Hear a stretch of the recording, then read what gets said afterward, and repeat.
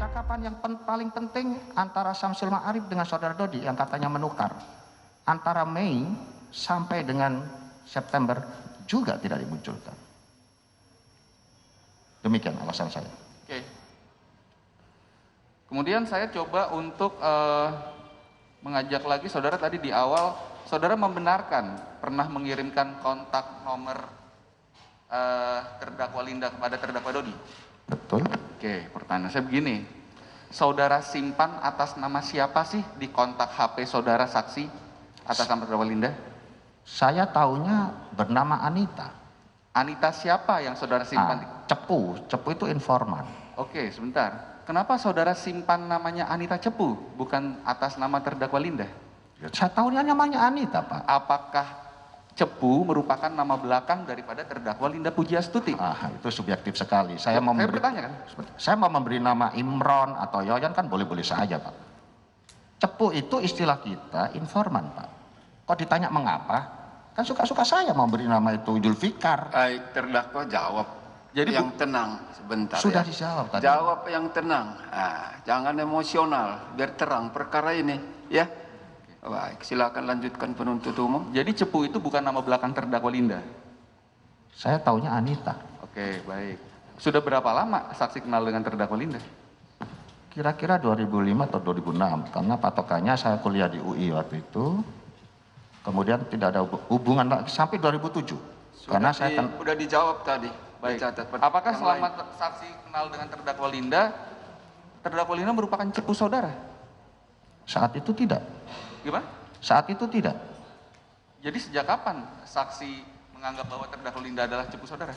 Sejak 2019 yang bersangkutan menginformasikan ada penyelundupan 2 ton sabu dari Vietnam. Apakah dalam perkara saat ini yang penuntut umum dakwakan kepada terdakwa Linda saat ini, terdakwa Linda saksi minta untuk menjual sabu atau menjadi cepu? Konteksnya berbeda, Pak. Antara penamaan dengan menjual itu berbeda, Pak. Saya tidak merasa nyuruh dia menjual. Ya, pertanyaan kami kan terhadap terdakwa Linda yang kami dakwakan saat ini, apakah saksi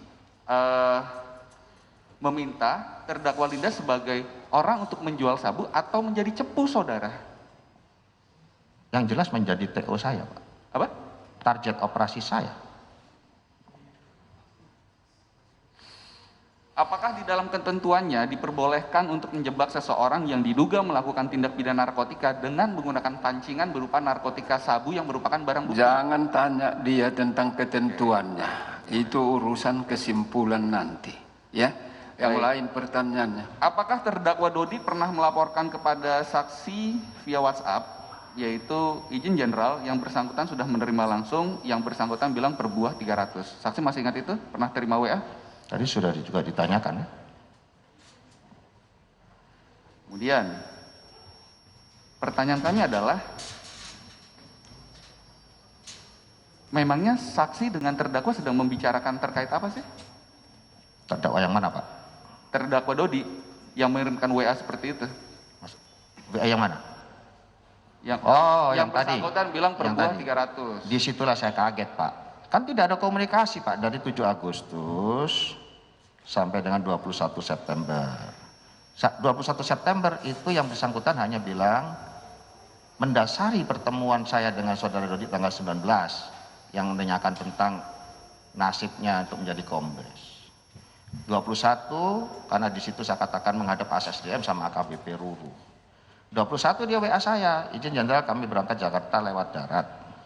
Saya jawab, hati-hati di jalan, Mas. Salam hormat kepada Pak As.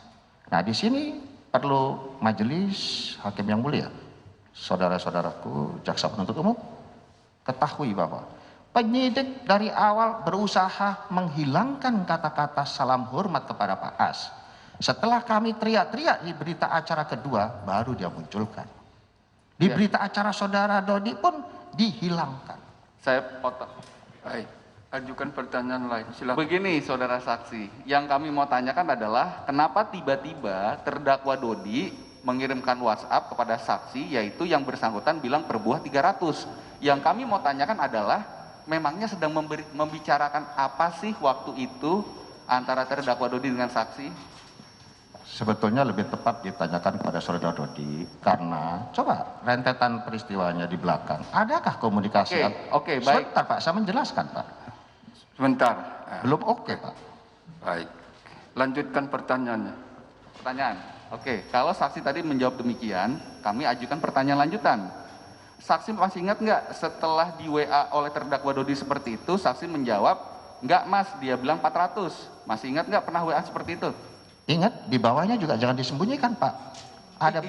Ada batalkan, ada musnahkan, itu satu rangkaian. Itu juga bagian dari konspirasi. Oke, sebentar. Berarti saksi ingat, membenarkan, pernah balas WA-nya terdakwa Dodi dengan mengatakan, nggak mas, dia bilang 400.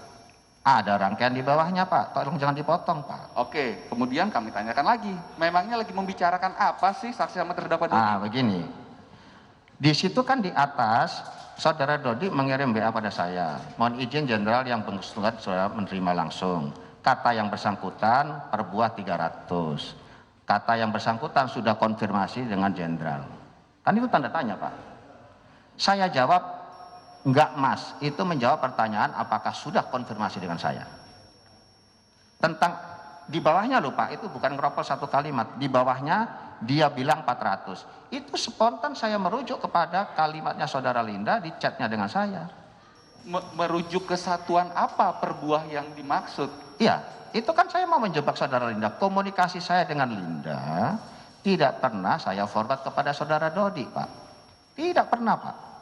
Makanya saudara Dodi ngarang cerita tanggal 19 katanya saya teriak 400. Jadi begini saksi, saya tanya. Ya.